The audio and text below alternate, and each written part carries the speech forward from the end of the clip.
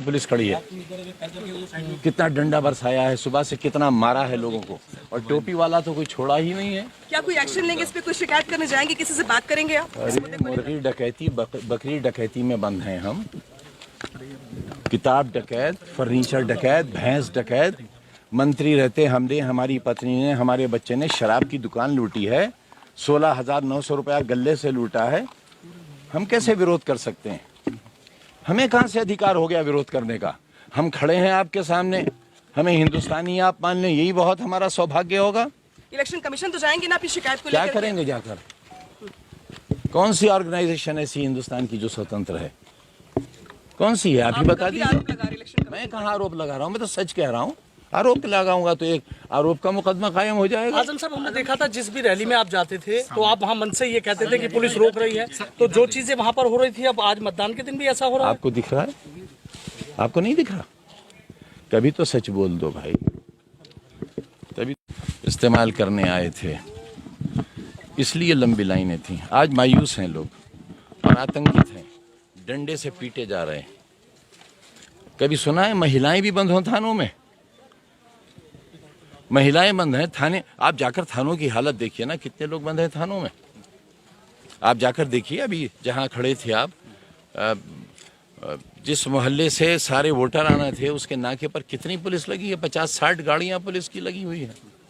कैसे आएंगे लोग वोट डालने जब 500 पुलिस वाले खड़े होंगे रोकने के लिए? बात हुई आजम साहब आपकी जिला प्रशासन से, निर्वाचन आयोग से, किस तरह कौन सुन रहा है जब आप ही लोग नहीं सुनते? जिसे चौथी आंख कहते थे, जब आपने ही अपनी आंख बंद कर ली तो ये तो होगा ही।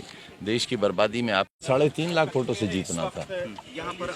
बेईमानी तब भी हुई थी, लेकिन मार्जिन बहुत ज्यादा था। सर, पुलिस प्रशासन के दोनों के जो आरोप लगाए जा रहे हैं वो निराधार है, बेबुनियाद। आपको क्या नजर आता है? आपने फिर क्या जांच की? आपको आपके चैनल ने क्या देखने के लिए भेजा है? पुलिस की भाषा बोलने के लिए? हम आपसे समझना चाहते हैं। हमसे क्यों समझना चाहते हैं? आपने वोटर से क्यों नहीं समझा? ये खामोश दीवारों से क्यों नहीं समझ रहे हैं आप? खाली पोलिंग स्टेशन से क्यों नहीं समझ रहे हैं आप? भाजपा के लिए जिलाधिकारी का ये कहना है कि हमारी बात खुद उनके प्रत्याशी से हुई, हमने उनसे कहा कि अगर कोई तथ्य है तो शिकायत दीजिए, लेकिन आपको क्या दिख रहा है? आप देखिए ना, अपना कैमरा घुमाइए ना। इसे चुनाव कहेंगे आप? अगर हिटलर के जमाने में चुनाव होता, चंगेज के जमाने में होता तो शायद ऐसा ही होता। हो सकता था वो भी कुछ पढ़ने देता। अच्छा सर, हमने मतदाताओं से भी बात की थी, तो मतदाता को भी कहना था कि कुछ ऐसे मतदाता कि बस अगर कह देंगे तो दिक्कत हो जाएगी।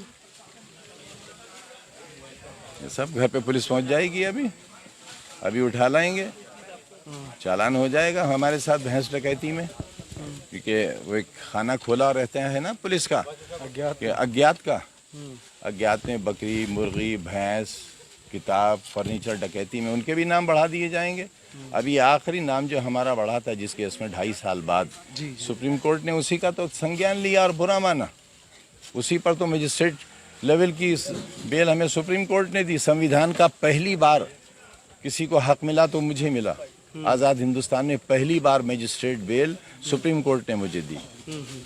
लेकिन जो आप एक आरोप लगाते हैं, जो ज्यादतियां हुई यहाँ के लोगों आरोप कहाँ है? आपके कैमरे ने तो दिखाया है, सिर्फ आपके। अच्छा, तो आरोप कहाँ है?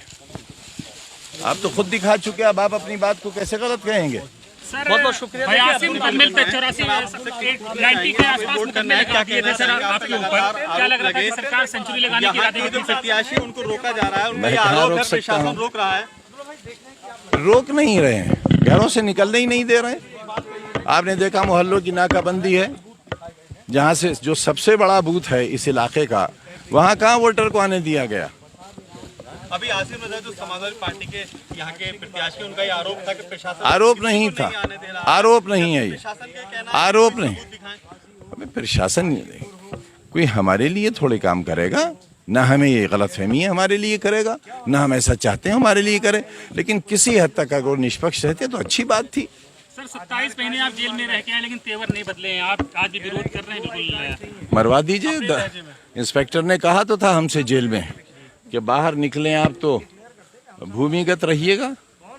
हमने पूछा क्यों? बोले इसलिए कि आप पर बहुत मुकदमे हैं, आपका एनकाउंटर भी हो सकता है। तो क्या होगा? मुन्ना डरते क्यों नहीं सर? डर क्यों नहीं लगता आजम खान को? पहले ही से मरा, इतने मुकदमों के बाद तो कोई भी डर जाएगा सर। पहले ही से अपने को मरा हुआ तय कर लिया है, तो फिर क्या डरेंगे। जिंदा लाश हैं हम।